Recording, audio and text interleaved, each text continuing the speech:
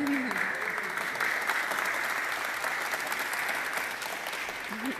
morning, everyone, and thank you so much for joining us today before the Council's work session. I'm Greg Kassar, and I'm really proud to represent not only District 4, but a vision for Austin that's inclusive, affordable, and that stands for progressive values that we've built on. Today, you'll hear from a lot of great speakers about what I think is a really reasonable measure to support accessory dwelling units, ADUs, granny flats, backyard cottages, whatever it is you want to call them. And I know that some of the speakers are going to talk to you about how it promotes intergenerational housing or helps homeowners stay in place and pay for their taxes and their other expenses that are rising, or creates opportunities for renters to live in high opportunity neighborhoods where we are having housing crisis and a difficulty for folks to continue living near the central city, only exacerbating traffic. And those are all really important reasons for supporting more accessory dwelling units in this city. But for me, I see this as one small step in a much more important project that we all need to take part in. I think and I believe that we are going to pass this measure on Thursday, and that will be the first step that this 10-1 City Council takes to show our commitment to tackling not only our affordable housing crisis, our attainable housing crisis, but also to tackle the fact that we are sick of being on the list of segregated cities in this country.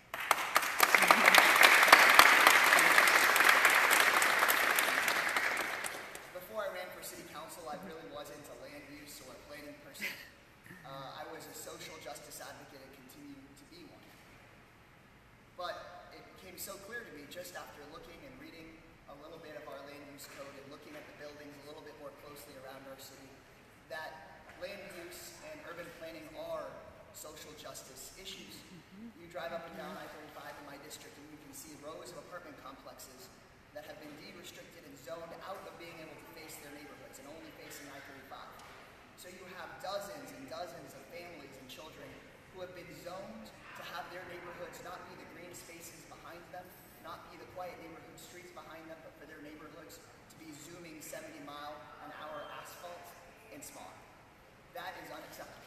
And so it starts to become so clear to me that if you say, well, if you want to participate in some of those higher opportunity neighborhoods, if you want to participate in what makes Austin great, you have to be able to put a down payment down on 10,000 square feet worth of dirt in a big house, that is going to continue to segregate and separate our communities. And so it is not only a moral imperative for us to desegregate this city, it's not just something we're going to talk about and advocate for, but we're going to start taking small steps that will lead to bigger steps towards us desegregating this community. Not only is it a moral imperative, but it's a legal one. The Supreme Court of the United States recently ruled that it is our legal duty under the Fair Housing Act to affirmatively further fair housing and dismantle barriers that separate our communities. So the City of Austin conducted and commissioned a study to find out what those barriers to fair housing were. And it was presented to our housing committee, and restrictions that prevent folks from being able to live in backyard cottages were seen as an impediment to fair housing, and this Thursday we're going to take that first impediment down.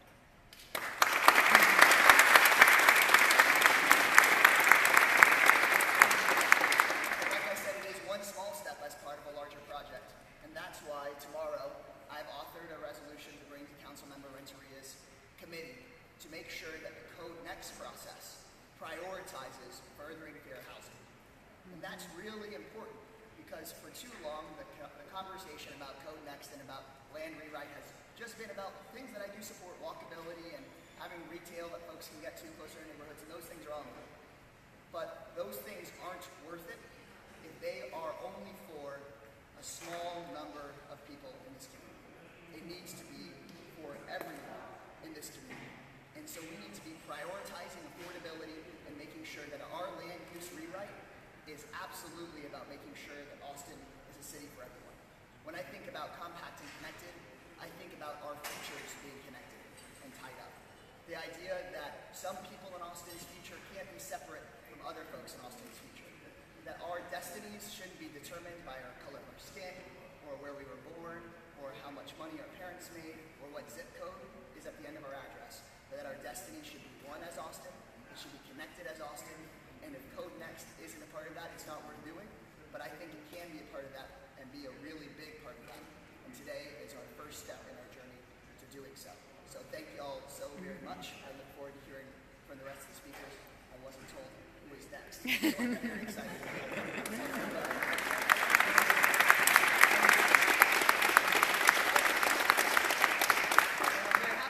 Next is my dear friend, Councilmember Pio Renteria, and I look forward to continuing to work with Pio on this project today and on Thursday, and hope to have you all support at his committee tomorrow.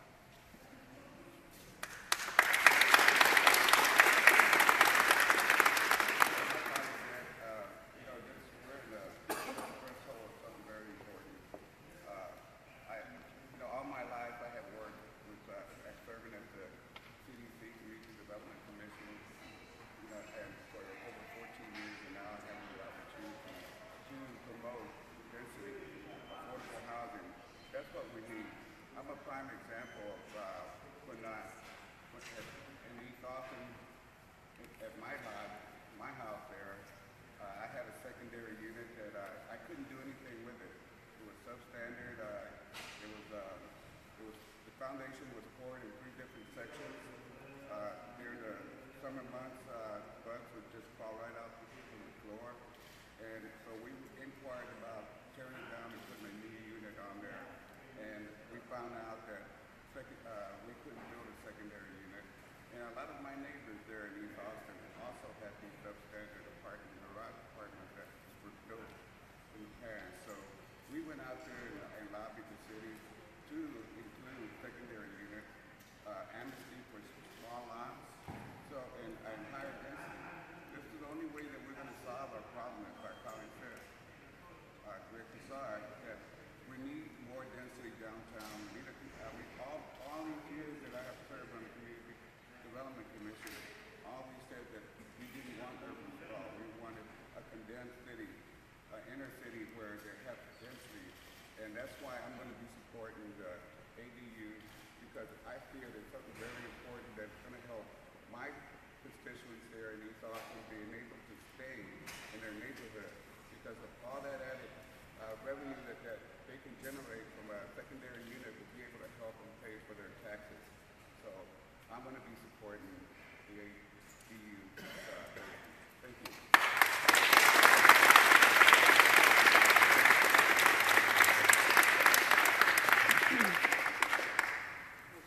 Hello. Hello. My name is Tommy Eats, and I am a Austin resident that lives in District 9, and I live in the ADU. So I can talk all about the benefits of living in the ADU. I was looking for housing, and I happened to just luck out on a really charming place, which happened to be one of the original homes on the property.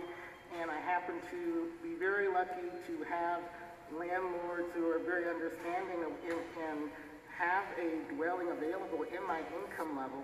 And not only that, I can interface with the neighborhood. I live in an alley home, and so basically it's like a normal street. You see families walking with the dogs going by the road. You have, of course, cars going by, you have people jogging by. So it's a real high activity area that I live in, and I'm just so lucky that I'm able to, just have a home which I can call my own. It's basically a cottage, and basically I kind of live in this, picturesque home, and I can't believe it. I'm just kind of like, I hit the lottery. So basically, I discovered, Aura, which is advocating for missing middle housing types, and basically I live in that, and so basically I'm able to, be my creative self, and, be a normal middle-class person in a city that is, whose housing prices and rents are escalating, higher each and every year.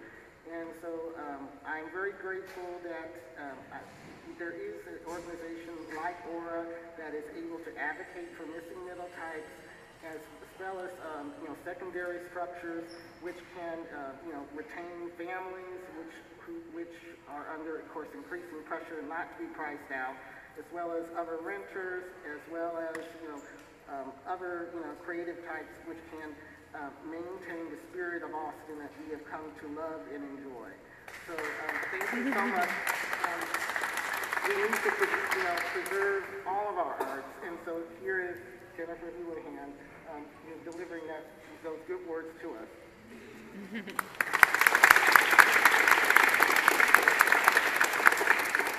My name is Jennifer Houlihan. I'm with Austin Music People, the trade association for the music industry here in Austin. In the recently released Austin Music Industry Census, household affordability issues of all types were enormously important to all of our respondents, but particularly to our working musicians. Data showed that the inability to afford rent or a mortgage in Austin is forcing folks who are vital to the Austin music scene to move further and further away, adding to our traffic woes and diluting our brand. Indeed, if a key appeal of Austin to those who want to move and live and work here is that we are the live music capital, the tourism and economic impact study showed that this is the case, then we need to act to keep the industry here. It's a $1.6 billion industry built on the backs of people who are working for tips and minimum wage, and they deserve the opportunity to live in this city. Austin Music People believes that relaxing the restrictions on these backyard cottages so that more homeowners in every district have the opportunity to build them will benefit not just musicians, but Austin's working class and middle class. It's a simple way to add incrementally to our housing inventory while larger and more complex solutions are evaluated and implemented. Additionally, it offers our homeowners more flexibility in how to use their private property and potentially creates additional revenue for them to address the rising property values. Reducing these restrictions is an easy first step for council to take, with low cost to the city, little impact on the neighborhood character that so many of us care about, and significant impact on the quality of life for those who keep the fabric of Austin strong and resilient. Our musicians, our students, caregivers, teachers, nurses, construction workers, all of these people deserve an affordable place to live, and ADUs are the way to get there.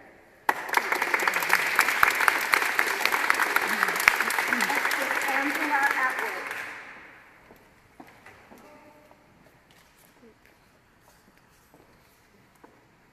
Good morning. I'm Angela Atwood, and I serve as the board chair for Austin Up, which is a nonprofit organization that advocates for the needs of older adults and is working to make Austin an age-friendly community.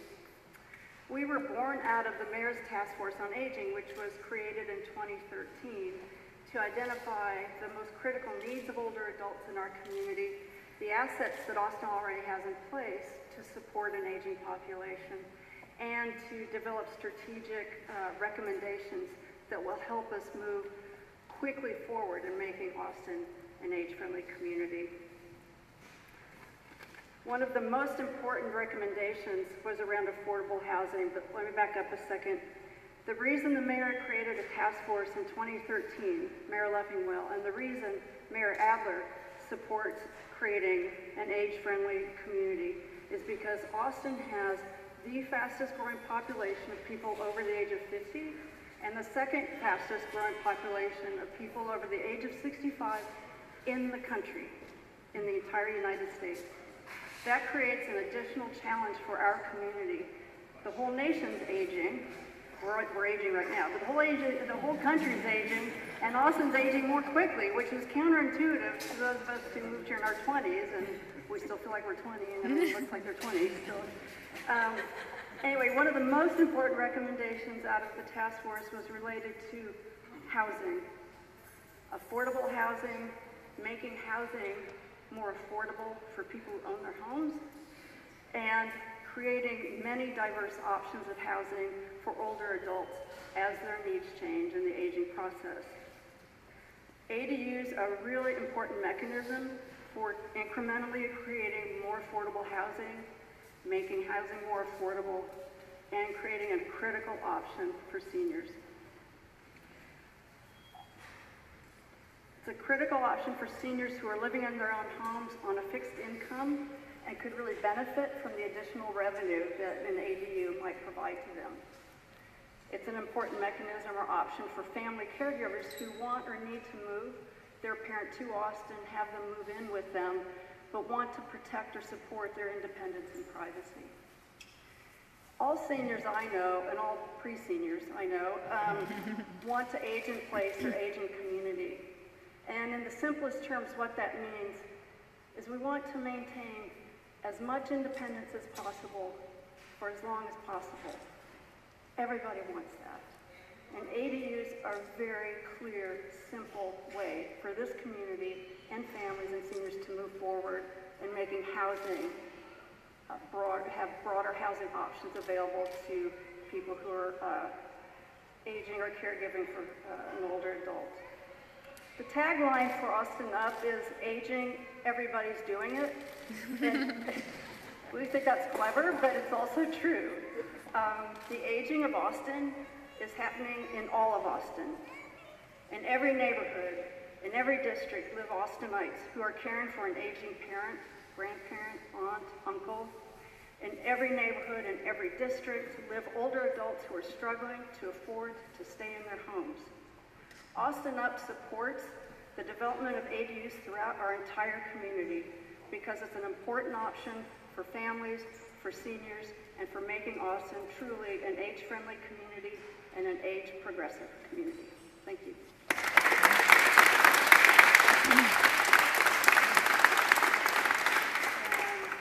Now, Natalie Golden.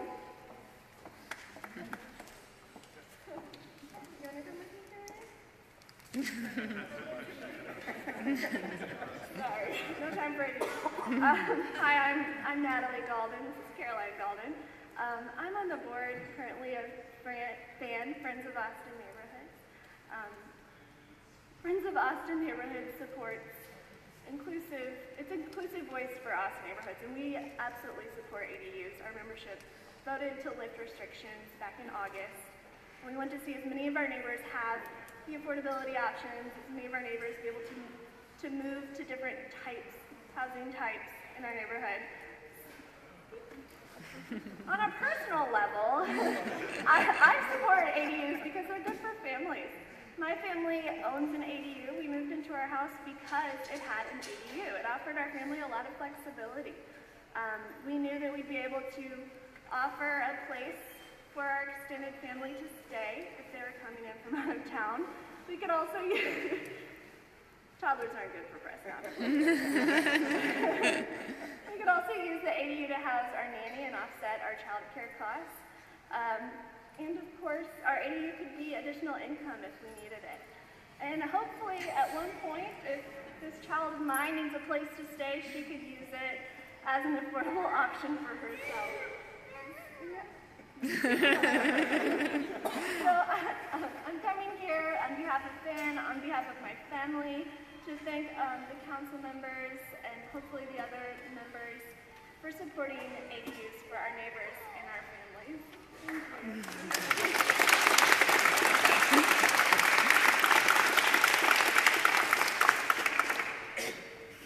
That's a tough act to follow. Rain and rush hour.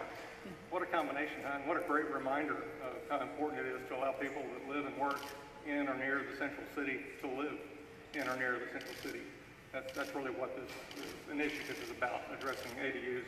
My name is Bill Morris. I'm the director at the Austin Board of Realtors. We want to add our support for council's deliberations on Thursday and hopefully the approval of this ordinance. We have long advocated expanding the size and variety of housing stock in the city of Austin as a means to addressing the obvious affordability issues we've been facing, especially over the last couple of years. And ADUs are an important addition to that housing stock. The fact is there are a lot of ADUs around Austin. Many of them were built long before the current code got as complicated as it is now. And according to our research, there have only been 230 ADUs permitted since 2007. So we're way behind the curve on this bit of stock. We have looked at a little over 10,000 leases across the city from basically covering the first 10 months of this year. And a few key numbers, the overall average rent across the city was $1,595 a month. Single-family homes, the average across the city was $1,800 a month. And for garage apartments, they're much more affordable at $1,150 or a little bit less. And as you all know, the farther you get from the central city, the more affordable all of those numbers get. So we're trying to figure out how to pull density, as Pio said, back towards the central city and make it possible for people with middle income to live in the city.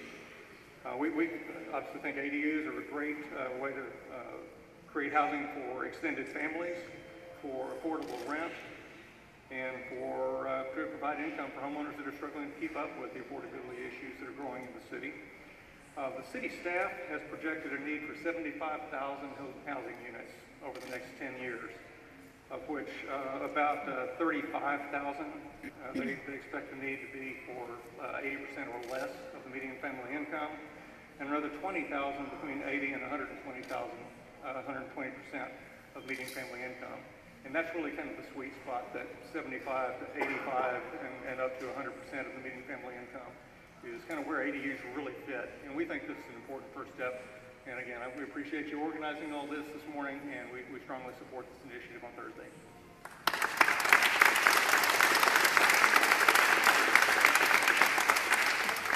Next is Megan. I'm sorry, Andrew Clements.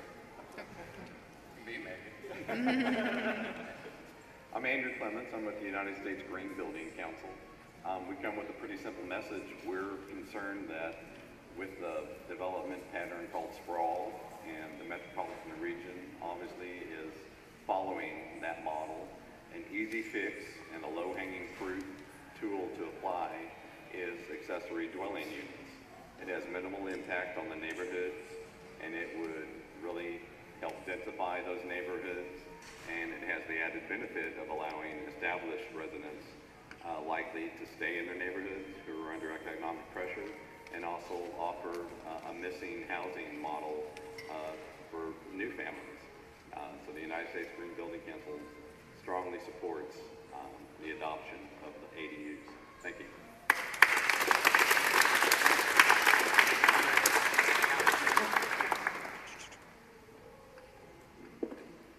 Hi, my name is Megan Scornia, and I rent an ADU in East Austin in Sweet Hills. And living in an ADU has allowed my family and I to live in a center city neighborhood, which we could not otherwise afford. Being close to transit systems, rideshare networks, etc., has enabled me to not have to buy a car, and I can fill in the gaps with Uber, Car2Go, those types of things. I truly value living car-free. It enables me to save money and spend my commute time riding, walking, biking instead of sitting on I-35. And rents in my neighborhood are rising rapidly, and I often worry about being priced out and being forced to move beyond the reaches of useful transit and walkable amenities. Relaxing the regulations placed on those wishing to build an ADU is imperative to not only ensuring I can continue my car-free lifestyle, but also making a dent in Austin's traffic and housing costs. A characteristic of a great neighborhood is one where everyone can live, rich, old, poor, young. And neighborhoods should be places where people of all ages and abilities can live as long as they would like. Austin is a city of great neighborhoods and also one in desperate need of affordable center city housing units. By relaxing the restrictions placed on ADUs, the city can take an important step to ensuring Austin's future as an inclusive city of interesting neighborhoods. Thank you.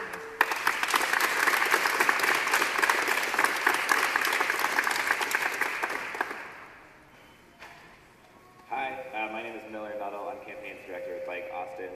We are a membership-based organization, have 750 dues-paying members and 14,000 followers who support our work making Austin a better place to ride. And the reason I'm here today is we have a very simple vision for Austin. It's one in which every Austinite, regardless of their age or economic background or race or zip code, can access all of the amazing assets in our city, our parks, our schools, our economic opportunities on two wheels safely. And for us, it's an issue of economic mobility as much as geographic mobility. Believe it or not, 40% of Austinites who ride a bike regularly to get to work make less than $25,000 a year. So this is really a question of social justice for us as much as it is about people getting around safely. And to access those incredible assets, you have to live closely and realize the benefits of affordability that come with biking. You have to live close to these incredible assets. You have to live within 3 to 5 miles of your work or your school or your local park. And ADUs ADUs are one way to help people live close to these important assets that make Austin great. So that's why we support it, and we're so grateful to Maura and all of our partners on council for making this happen. Thank you.